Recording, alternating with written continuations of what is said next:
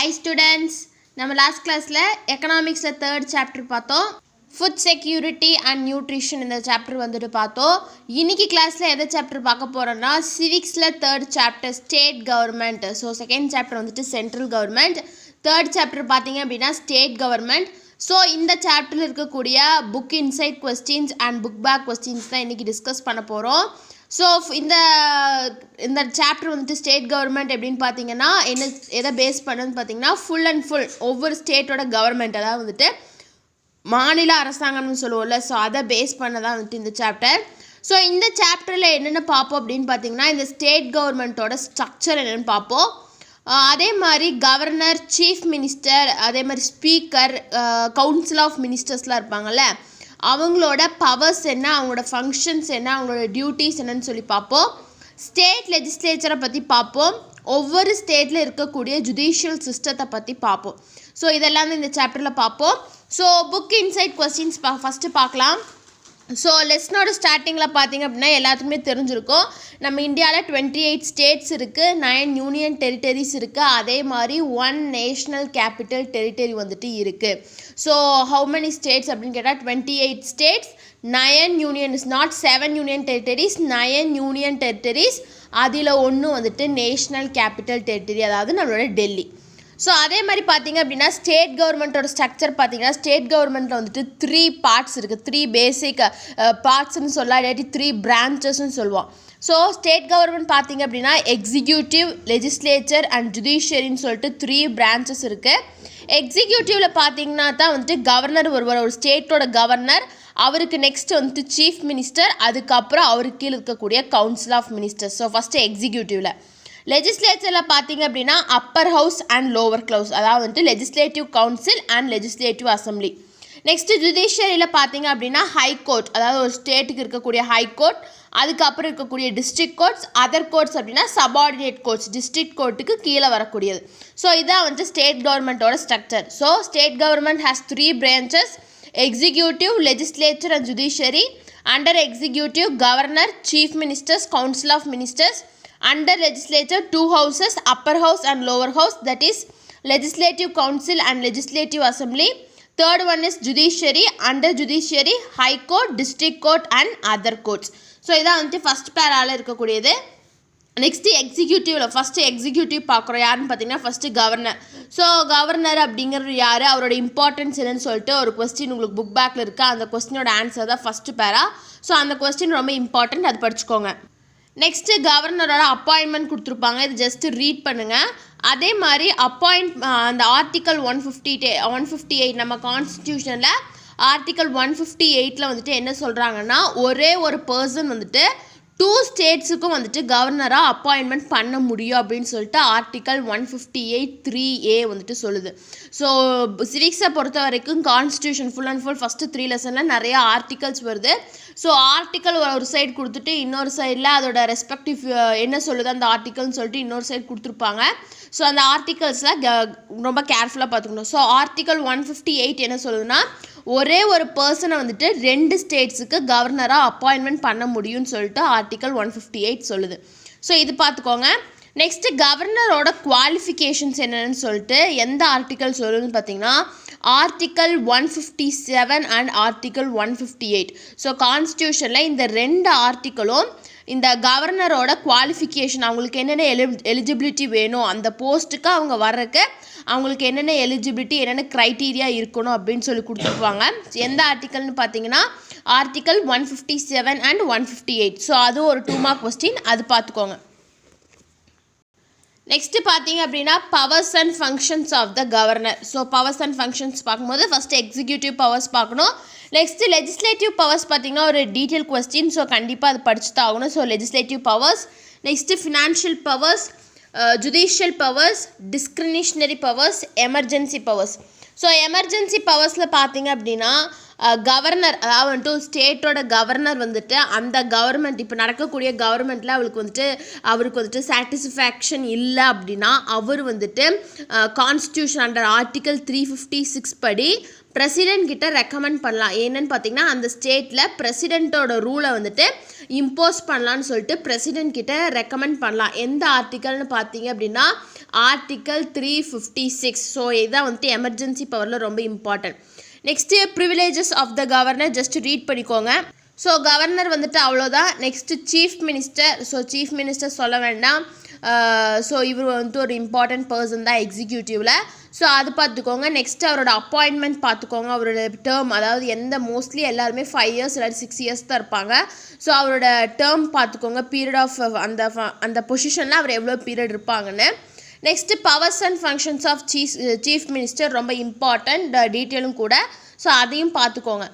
Next பார்த்தீங்க அப்படின்னா next என்னென்னு பார்த்தீங்கன்னா council of ministers. So chief மினிஸ்டர்ஸ்க்கு அடுத்தது council of ministers. So council of மினிஸ்டர்ஸுக்கு ஒரு பவர் இருக்குதுன்னு பார்த்தீங்கன்னா கவர்னருக்கு அட்வைஸ் பண்ணலாம். எந்த ஆர்டிக்கல் படின்னு பார்த்தீங்கன்னா ஆர்டிக்கல் 163 படி. ஸோ அதை நல்லா பார்த்துக்கோங்க. Next other provinces relating to ministers அது பார்த்துக்கோங்க. அதில் ஒரு ஆர்டிக்கல் இருக்குது. நெக்ஸ்ட்டு பார்த்தீங்கன்னா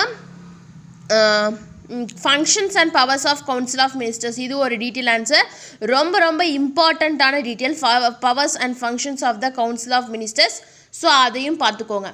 நெக்ஸ்ட்டு பார்த்தீங்கன்னா ஸ்டேட் லெஜிஸ்லேச்சர். இதில் பார்த்தீங்க அப்படின்னா யூனிகேமரல் லெஜிஸ்லேச்சர், பைகேமரல் ரெஜிஸ்ட்ரேஷன் சொல்லிட்டு 2 இருக்குது லெஜிஸ்லேச்சரில். ஸோ யூனிகேமரல் லெஜிஸ்லேச்சர் எங்கே இருக்குன்னு சொல்லி கொடுக்கல. ஆனால் பைகேமரல் லெஜிஸ்லேச்சருக்கு வந்து நிறைய எக்ஸாம்பிள்ஸ் கொடுத்துருக்காங்க.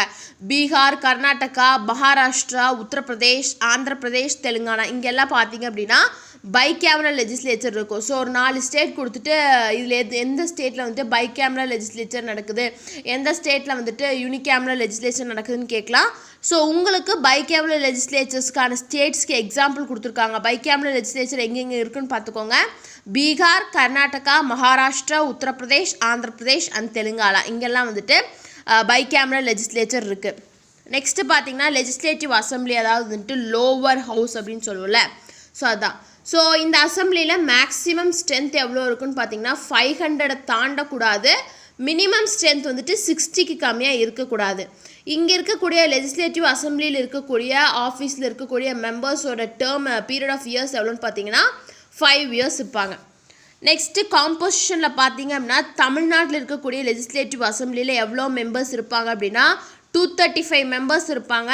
அந்த 235 மெம்பர்ஸில் 234 மெம்பர்ஸ் வந்துட்டு பீப்புள்ஸ் வந்துட்டு டைரக்ட் எலெக்ஷன்ஸ் மூலயமா எலெக்ட் பண்ணுவாங்க. அந்த ஒரே ஒரு மெம்பர் 235th மெம்பர் யார் எலெக்ட் பண்ணுவான்னு, யார் நாமினேட் பண்ணுவான்னு பார்த்தீங்கன்னா ஆங்கிலோ இந்தியன் கம்யூனிட்டியிலேருந்து கவர்னர் வந்துட்டு அவங்கள வந்துட்டு நாமினேட் பண்ணுவாங்க. ஸோ தமிழ்நாடு லெஜிஸ்லேட்டிவ் அசம்பிளியில் வந்துட்டு 235 மெம்பர்ஸ் இருக்காங்க. அந்த 235 மெம்பர்ஸில் 234 மெம்பர்ஸை வந்துட்டு டைரக்ட் எலெக்ஷன்ஸ் மூலமா பீப்புள் செலக்ட் பண்ணுவாங்க. அண்ட் ரிமைனிங் இருக்கக்கூடிய ஒரு மெம்பரை மட்டும் கவர்னர் வந்துட்டு ஆங்கிலோ இந்தியன் கம்யூனிட்டியிலேருந்து நாமினேட் பண்ணுவார். நெக்ஸ்ட்டு வந்துட்டு கேபினெட் அண்ட் கேபினெட் கமிட்டிஸ் இது பார்த்துக்கோங்க. நெக்ஸ்ட்டு பார்த்தீங்க அப்படின்னா ஸ்பீக்கர். ஸோ ஸ்பீக்கரில் பார்க்கும்போது ஸ்பீக்கர் ஜஸ்ட் ரீட் பண்ணிக்கோங்க. Next legislative council upper house பார்க்கும்போது எம்எல்சி அப்படின்னு என்னென்னு கேட்கலாம். So MLC is nothing but member of legislative council, அவங்கள தான் வந்துட்டு எம்எல்சின்னு சொல்லுவாங்க.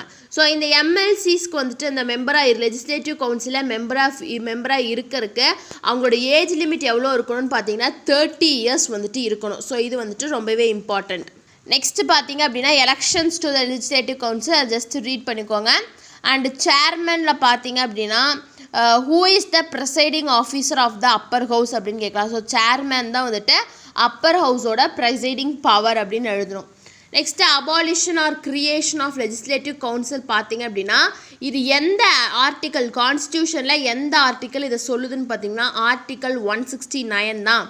Article 169 deals with the creation or abolition of legislative council in the state. Next பார்த்தீங்கன்னா functions of the state legislature. So state legislature or functions கொடுத்துருப்பாங்க. First financial powers, controls over the எக்ஸிக்யூட்டிவ்னு சொல்லிட்டு just அதை read மட்டும் பண்ணிக்கோங்க. அவ்வளோ இம்பார்ட்டண்ட்டாக எதுவும் இல்லை. Next judiciary. ஒரு ஸ்டேட்டோட ஜுடிஷியரி, அதாவது வந்துட்டு கோர்ட்ஸ்லாம் இருக்குல்ல, அதான் வந்துட்டு ஜுடிஷியரி. ஸோ ஹைகோர்ட் எப்போ வந்துட்டு இந்தியாவில் கொண்டு வந்தாங்கன்னு பார்த்தீங்கன்னா 1862 தான் கொண்டு வந்தாங்க. பிரிட்டிஷ் ரூல் பண்ணப்போ இந்தியாவில் வந்துட்டு அதை கொண்டு வந்தாங்க. ஸோ கேட்கலாம், த high court originated in India in dash, இல்லை எங்கே ஃபஸ்ட்டு ஸ்டார்ட் பண்ணாங்கன்னு பார்த்தீங்கன்னா கல்கட்டா, பாம்பே அண்ட் மெட்ராஸ் இந்த 3 பிளேஸ்லாம் ஃபஸ்ட்டு வந்துட்டு இந்த ஹைகோர்ட்டை வந்துட்டு ஆரிஜினேட் பண்ணாங்க. இது பார்த்துக்கோங்க. நெக்ஸ்ட்டு பார்த்தீங்கன்னா சில ஸ்டேட்ஸில் வந்துட்டு சில ஸ்டேட்ஸ், அதாவது 2 ஸ்டேட்டுக்கு ஒரு யூனியன் டெரிட்டரிக்கு காமனாக ஒரே ஒரு ஹைகோர்ட் இருக்கும். ஸோ அதுக்கு வந்துட்டு எக்ஸாம்பிள்ஸ் கொடுத்துருப்பாங்க பாருங்கள். பஞ்சாப் அண்ட் ஹரியானா அண்ட் சண்டிகருங்கிறது யூனியன் டெரிட்டரி. ஸோ இந்த 3க்குமே ஸ்டேட்டு ஒரே ஒரு காமனான ஹைகோர்ட் எங்கே இருக்குதுன்னு பார்த்தீங்கன்னா சண்டிகரில் இருக்குது. அதே மாதிரி high court of Guwahati is common for north eastern states of Assam, Nagaland, Mizoram and Arunachal Pradesh. So இதில் எக்ஸாம்பிளில் கொடுத்துருக்கிறத வந்துட்டு ஜஸ்ட் ரீட் பண்ணிக்கோங்க. எந்தெந்த ஸ்டேட்ஸுக்கு காமன் ஹைகோர்ட் இருக்குது அப்படின்னு சொல்லி கொடுத்துருப்பாங்க. ஸோ அதை வந்துட்டு பார்த்துக்கோங்க. Next jurisdiction and powers of ஹைகோர்ட்டில் வந்துட்டு original jurisdiction, appellate jurisdiction, writ jurisdiction சொல்லிட்டு அதோட ஜூரிடிக்ஷன் கொடுத்துருப்பாங்க. ஸோ அதையும் வந்துட்டு ரிவைஸ் பண்ணிக்கோங்க. ஸோ 2 மார்க்ஸில் வந்துட்டு இந்த கொஸ்டின்ஸ் இருக்குது. ஸோ அவ்வளோதான். இப்போ வந்துட்டு இதில் வந்துட்டு அவ்வளோதான் இருக்குது. இந்த சாப்டர் பொறுத்த வரைக்கும் ரொம்ப ஸ்மால் சாப்டர் தான். ஸோ அதனால இவ்வளோ பார்த்தா புக் இன்சைடில் வந்துட்டு இவ்வளோ பார்த்தா போதும். ஸோ லாஸ்ட் சம்மரி லெசனோட எண்டில் வந்துட்டு சம்மரி கொடுத்துருக்காங்க பாருங்கள். At present there are 25 high courts for 28 states and 9 union territories. So at present இந்தியாவில் 28 ஸ்டேட்ஸ் அண்ட் 9 யூனியன் டெரிட்டரிஸுக்கு சேர்த்து எவ்வளோ ஹைகோர்ட்ஸ் இருக்குதுன்னு பார்த்தீங்கன்னா 25 ஹைகோர்ட்ஸ் வந்துட்டு இருக்குது. ஸோ அதான் வந்துட்டு லாஸ்ட்டாக நான் சம்மரி ரீட் பண்ண சொல்கிறேன். ஸோ எல்லாம் ரீட் பண்ணி முடித்த பிறகு சம்மரி ரீட் பண்ணிக்கோங்க. ஸோ புக் இன்சைட் வந்துட்டு அவ்வளோதான். நெக்ஸ்ட்டு பார்த்தீங்க அப்படின்னா book back. Coming to book back, first choose answer என்னென்னு பார்த்தீங்கன்னா the governor of the state is appointed by. ஒரு ஸ்டேட்டோட கவர்னரை யார் அப்பாயின்மெண்ட் பண்ணுவாங்கன்னு பார்த்தீங்கன்னா பிரசிடென்ட் தான் வந்துட்டு அப்பாயின்மெண்ட் பண்ணுவாங்க. The speaker of the state is யார் ஸ்பீக்கர்? இங்கே இருக்கக்கூடிய 3 பேருமே இல்லை. So none of these. Which among the following is not one of the powers of the governor? இதில் எது வந்துட்டு கவர்னரோட பவர் இல்லை? லெஜிஸ்லேட்டிவ் பவர் இருக்கவருக்கு, எக்ஸிக்யூட்டிவ் பவர் இருக்குது, ஜுடிஷியல் பவர் இருக்குது, ஆனால் டிப்ளமேட்டிக் பவர் வந்துட்டு அவருக்கு இல்லை. Who can nominate one representative of the Anglo-Indian community to the state legislative assembly? So நம்ம பார்த்தோம்ல 235 மெம்பர்ஸில் 234 மெம்பர்ஸ் வந்துட்டு பீப்புள் டைரக்ட் எலெக்ஷன்ஸ் மூலிமா எலெக்ட் பண்ணுவாங்க. அந்த லாஸ்ட் பர்சனை மட்டும் கவர்னர் வந்துட்டு நாமினேட் பண்ணுவார். So answer is governor. The governor does not appoint. So இந்த 4 பேர்த்தில் யாரை வந்துட்டு கவர்னர் அப்பாயின்மெண்ட் பண்ண மாட்டாங்க? ஹைகோர்ட்டோட ஜட்ஜஸ். ஏன்னா வந்துட்டு அவங்க வந்துட்டு பிரைம் மினிஸ்டர் தான் வந்துட்டு அப்பாயின்மெண்ட் பண்ணுவார். The State Council of Ministers is headed by.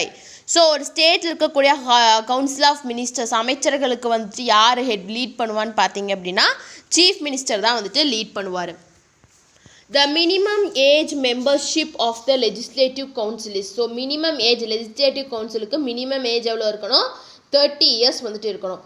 Which one of the following state does not possess a bicameral legislature? So இந்த எந்த ஸ்டேட்ஸ் நான் சொன்னல, எந்த ஸ்டேட்டில் bicameral legislature இல்லை? Tamil Nadu. The high courts in India were first started at Calcutta, Bombay and Madras. Which of the following states have a common high court? So இதில் வந்துட்டு எந்த ஸ்டேட்ஸுக்கு காமன் ஹை கோர்ட் இருக்குது? எந்தெந்த ஸ்டேட்ஸ்னு பார்த்தீங்கன்னா Punjab and Haryana. Next fill in the blanks பாருங்கள்.